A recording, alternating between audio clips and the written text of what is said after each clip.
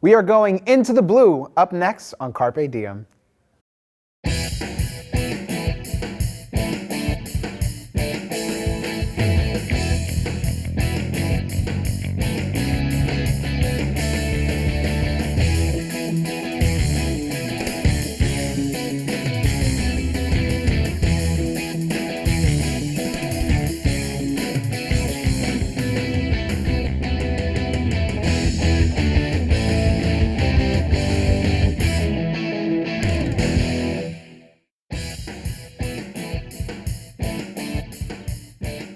Hello everyone and welcome to Carpe Diem. I'm your host, Jon Vazquez.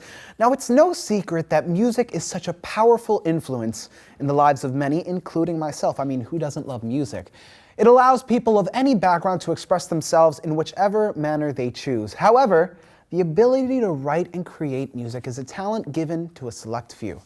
Today we are getting an inside look into the life of an independent artist who's bringing soul to Montclair. Anytime I want to, I can't dream. I can't dream. When I was 17, I performed in my high school talent show, and my mom was like, you know, you should really do this as a hobby. It'll be something you enjoy. And I was like, no. I was walking all around town, feeling like I do now, thinking about you and me. You were patient as time passed, waiting how could that last, moving on eventually, like a cloud. I always had a lot of friends, but I never felt like there was a place for me. Like I never felt like I fit in. And for the first time in my life, I feel like I truly fit in where I am doing this.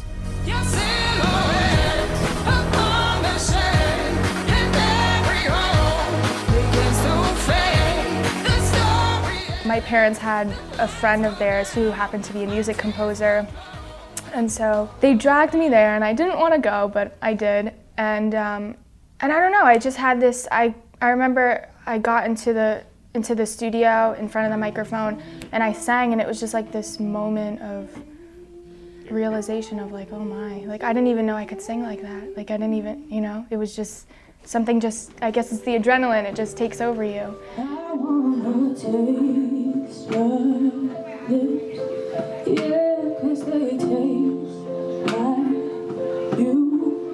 I wanna drown myself in a bottle of perfume. I can't turn it on and off. I can't stop thinking about it. I can't stop thinking about music and, you know, ideas and where I want to be and what I want to do. And no matter what I'm doing, it's always in the back of my mind.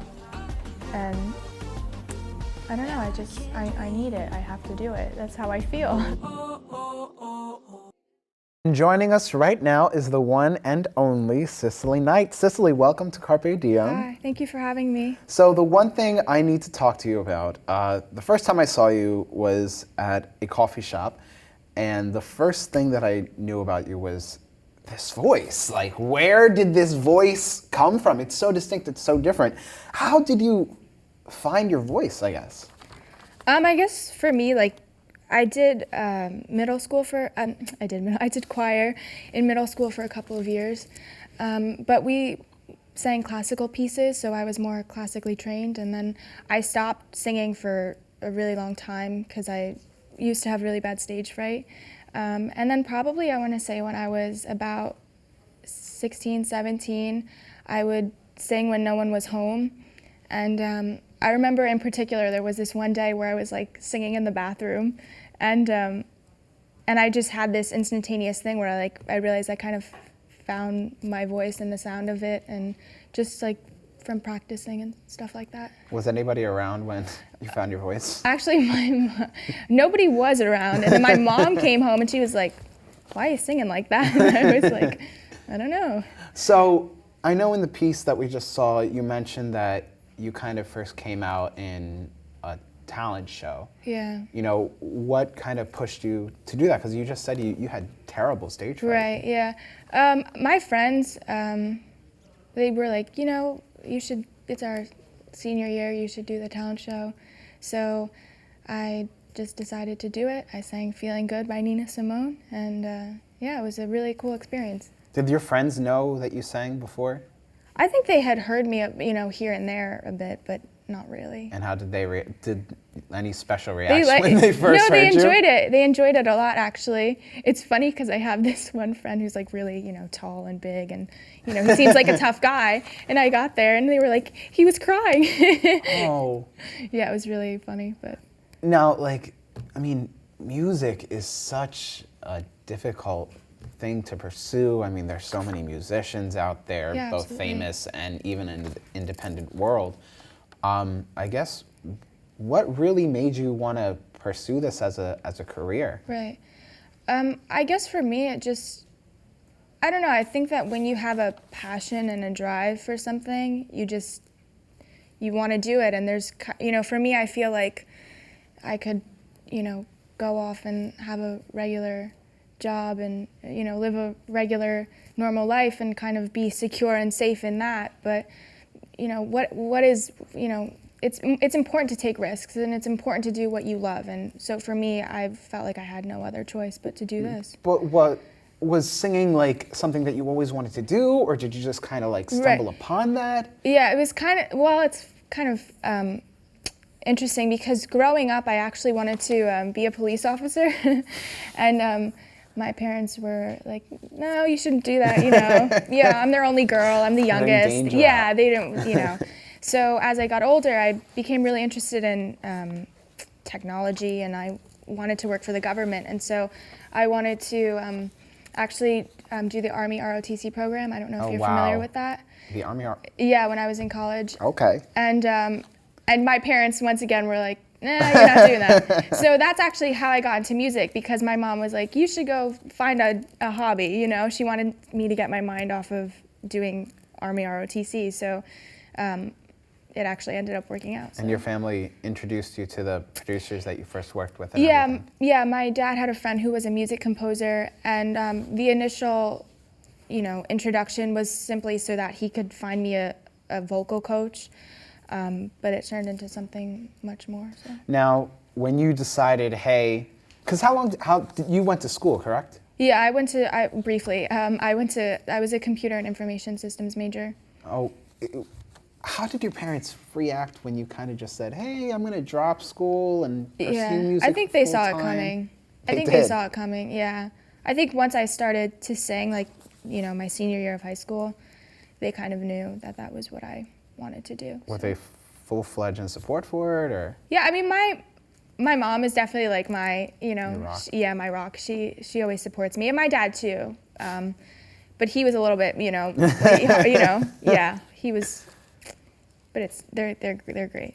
Yeah. Now, coming into this, you're an independent artist, you know, kind of don't really have a label or anything backing you up. Right. Is it difficult to really kind of put yourself out there and make your name known throughout the city, throughout the state, throughout the country? Yeah, absolutely. I think that when you're an independent artist, it is quite difficult, you know, when you're creating music and, you know, when you finish this product, you know, it's like, okay, I feel like I have something that I've been working really hard on and something I feel confident in, but after that you have to promote, and, you know, promotion, you know, when you're an independent artist is quite difficult. What things have you, like, I guess, have you faced any setbacks, I guess you could say? I have to be honest, I think I've been really lucky so far, and I haven't, you know, I think there's kind of this stigma that, like, the music business or the entertainment business is kind of this, you know, crazy, you know, place to work in. And for me, I've had nothing but good experiences. I think the most difficult part for me has kind of just been deciding and figuring out what is my sound, you know, how do I want to make music. How did you figure that out? I mean, did you have a team behind you, or is it just you kind of going your own way, going your own path? Right. I mean, I do work with producers and, you know, different musicians and engineers, and, you know, and remixers and all that stuff. But it's always my vision, and always, I'm always the one that kind of puts my foot down and says, this is what I want to do. Now, speaking of producers, I know we've talked before the show about a certain producer that you work with that actually has a Grammy. What is that like? Is that like kind of just like cha-ching, cha-ching, like Grammy, Grammy, Grammy, baby? No. He's great. Yeah, Ken and I have been working together for quite some time, and he's such a great songwriter. He teaches me so much, about songwriting and producing and just the music business. So it's been he's been my mentor in all of this. But we don't like sit there and write songs and think, okay, we're gonna win a Grammy for like that's not how it works. Yeah, no, we don't do that. I mean, does he ever like talk about it at all? He's kind of funny because he's not really big on like accolades or like any of that. He just wants to make great music, and that's the thing is like when you put your time and your heart and your soul into something, hopefully you get something great out of it, and then after that, whatever happens, just goes for it. Yeah. All right, so I have to ask you, in August, I believe, you came out with your first EP, Into the Blue, and as I mentioned before, I met you at a coffee shop. Yeah. I kind of heard you for the first time in my pajamas. You were in your pajamas, yeah. And just each song that you came out with was just hit after hit in my mind, hit after hit. I went home, I listened to the full EP. It was fantastic. Thank you so much. much. What was it like going through that process and creating that? Right, it was a lot of fun. It was exciting because it's the first time I've ever, made music. It's and it was definitely a new experience for me, and it was exciting, and I was able to learn a lot as a writer. And were you ever scared going into it? No, it was really more of just like I want to do. I mean, I guess there's kind of a fear of like, what if I make something that people just think is awful? You don't want that. But other than that, it was really, a lot of fun for me. How did you come up with the title Into the Blue? Because I know none of the songs on the actual EP are called Into the Blue. Yeah. So I mean, I guess that the EP itself, the songs on there are very kind of, sad or mellow. No. Right. Yeah. So I thought Into the Blue. You're listening to it. You're going into the blue. Now, the writing process going into that. How often did you write? Were there songs that, you wanted to put on there, but you just didn't think were fit for it? Yeah. We wrote constantly. I couldn't even tell you how many songs we've written. Yeah, we wrote a lot, and, we just try to, drew inspiration from different things, and, we ended up just picking those songs because we felt like those were the strongest, but, there might be other songs that we wrote previously that will be on the next project, Outside Looking In being your first single out of the Into the Blue EP. Right. Is there a story behind that? Outside Looking In. Yeah, I mean, I guess, Outside Looking In, it's just kind of about, seeing somebody that you like or that you wish you could be with somebody else. Mm-hmm. So that's basically the story. Is there a favorite song that you wrote on the album?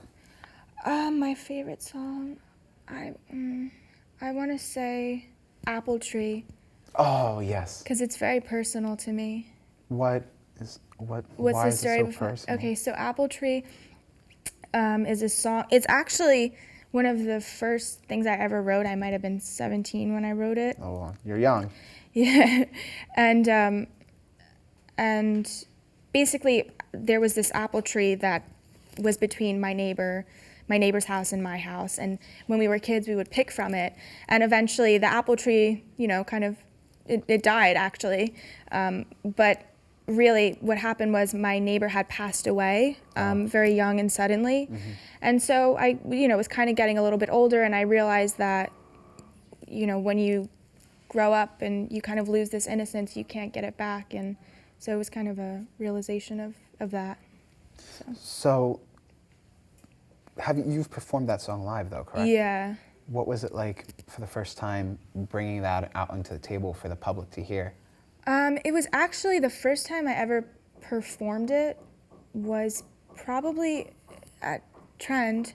Oh, okay. Yeah, and it was actually quite emotional because a close friend of mine, and a different friend, had actually passed away, and all my friends were there. So it was definitely emotional singing that for the first time. What's the difference between going into a studio and, you know, creating your album, creating your EP, and then bringing it out for the whole world to hear live in person, you know, whether it be at a coffee shop, whether it be at a bigger theater or venue. Right.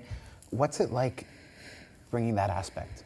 Right, so what's the difference between like performing in a studio and then performing live? Yeah, I mean, for me, performing live is like breathing. You know, it just comes naturally to me, and I love it so much. And you see the way that you're able to affect people, and you kind of feed off of their energy. Whereas in the studio, you're creating something, you're crafting something. So it's a bit more of a you know, work process.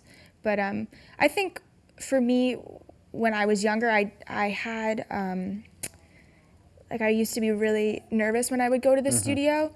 But now working on the new music, I feel really confident, and it's as if I'm singing live, you know. What are the typical reactions people come up to you and say to you when they've seen you perform for the first time?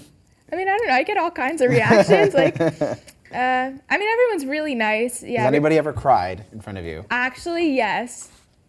The first time I ever performed somewhere, there was this like grown man sitting right in front, and all I see him is just like wiping tears, and I was like, oh no, what have I done? Like, but yeah, it's a good feeling. No, it's a good. I mean, music in general just has that effect on people. It's such a powerful and beautiful thing, and I just feel so fortunate to be able to, you know, make music. Now, what was the first venue that you performed in live? The first, after I released my after you released Outside Looking In, I think it was somewhere in Hoboken, actually. I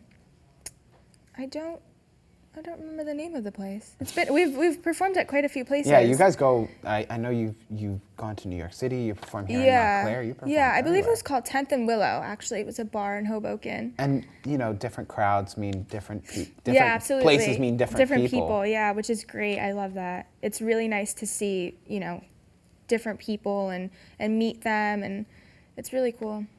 Great. And do you ever get nervous before you go on? I used to, like I said, when I was younger, I would get really nervous to the point where I just couldn't, like, nothing would come out of me. What kind of like brought you out of that? Just like the constant practice? I think it was more of just like the fact that I realized, okay, it's either now or never. Like, there's no time to be nervous, you know, get over it. So, yeah. And, you know, there's so many different aspects of performing live. You have the crowd, you have, you know, the way you sing and the way you present yourself. What's your favorite aspect? What do you most look forward to when you're bringing something to an audience? Right. I mean, for me, I just really love looking out at the people, you know, whether I'm performing for 5 people or, you know, hundreds of people, it doesn't matter, yeah. It's just really all about the people in the audience and being able to meet them and see them. It's so, you know, I mean, you know, sometimes I'll be performing somewhere and I look out and I see, you know, young kids from somewhere, and then, you know, older people, you know, the people that just come to listen to music come from all different walks of life, and it just brings people together, and it's a beautiful thing. It really is. I mean, and I think it's a beautiful thing due to a beautiful song, a beautiful writing process, I guess. You have said before that your inspirations, you derive a lot of your writing from your inspirations. What has inspired you, or who has inspired you when it comes to your voice and when it comes to how you perform? Right. I mean, I've been inspired by so many different artists. I really love... Because you have such like this like bluesy, or soulful, I should say, right, like kind of sound. Thank you. Yeah, I'm inspired by lots of different people. I love Nina Simone and Etta James and Aretha Franklin. Yes, Aretha Franklin. Yeah, she's. I mean, I love the voice. You know, I'm so much of a singer that like have had to learn how to be a writer and be an artist and a performer. But first and foremost, I come from that singing background. Do you ever say to yourself, oh, I want to reach that level? Like, is fame your priority or is music your priority? Music is a priority, absolutely. I don't really think about like fame or red carpets Because I mean, or so anything. many people are like, oh my God, I want to be a singer so I can be famous. I want to perform in Madison Square Garden. Yeah, I don't really think, I mean, I don't think about that. For me, like first and foremost comes the music. If I work really hard and I make really great music, then, you know, then I can worry about other things. Where do you want to see yourself in 5 years from now? Let's give you 5 years from now. 5 years? Where do you want to see yourself? I just want to, you know, be continuing, you know, making music, putting out, you know, music and growing as an artist, as a songwriter, as a performer, and hopefully, yeah, just getting better. I just want to get better. Well, speaking of new music, you are performing a song for us called Only Human. Yeah. Today, I'm so excited to be hearing more music.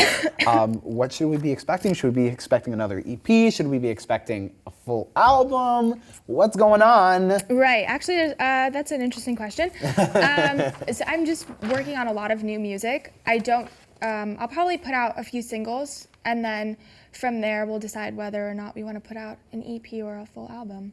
But the new music is definitely a little bit different. Yeah, your single I Can Dream, which is on Spotify, folks. You can listen to it now. Definitely different than Into the Blue. Yeah, well, it's kind of funny because we, when we were, you know, finished with Into the Blue, we kind of had this moment of reflection of, okay, how do we feel about the music that we've made and where do we want to go next? And I Can Dream was something that we had, and we were like, let's just, you know, put it out, and it was pretty spontaneous. We just, you know, we thought it was a fun song, let's just put it out. But after we did that, it makes me jam. after we did that, we decided to kind of look at, you know, start things with a different approach and, you know, use more live instruments and, you know, make music that's a little bit more raw. And that's how Only Human is. Yeah. What can you tell us about that song? You're about to perform it, girl. You're about to go on here and do it. Yeah. Only Human is actually a song that was written by Ken and another artist years ago. And before I even met Ken, I heard that song and I said, I don't know who wrote that, but I want to work with them. And I had kind of been really set in my ways of like, I want to, you know, record my own music that I wrote, because it's important for me to, you know, be seen as a writer as well. But to me, if it's a great song, like I don't want to, you know, I had to do it. And we had recorded it quite a few times, and we just decided, okay, let's perfect it. We slowed it down. We completely redid the production to it. So I'm excited. I'm really excited for you guys to hear this. We are going to let you get ready. And if you folks at home are craving for any more Sicily, be sure to visit her website, www.sicilyknight.com. Or, of course, if you're like me, you can check her out on Spotify at Sicily Knight. And if you guys want any more information on this or any other episode of Carpe Diem, be sure to email us at the email address on your screen, or you can call us at 973-655-5158. For Carpe Diem, I'm Jon Vazquez, and without further ado, ladies and gentlemen, Sicily Knight.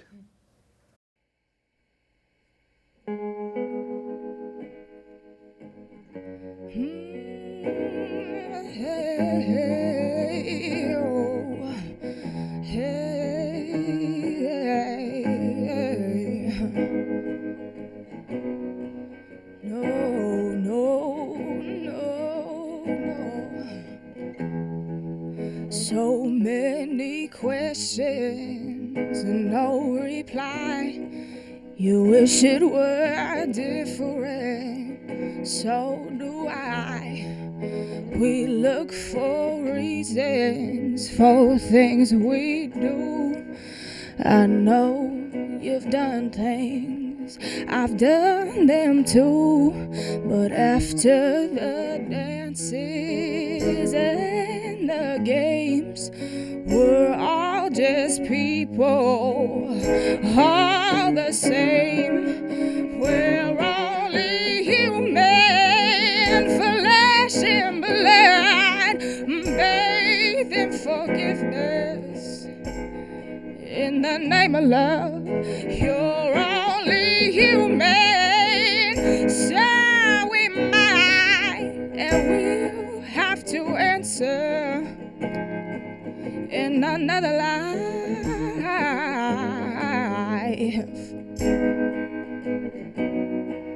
We're only human. We all bend, or we break. Can we be judged by one mistake? When we fall, and everyone does, we only hurt the ones we love. So if we love, do we lose? No, you ain't perfect, and I got news. We're only human, flesh and blood, bathed in forgiveness. In the name of love, you're only human, so am I, and we'll have to answer in another life.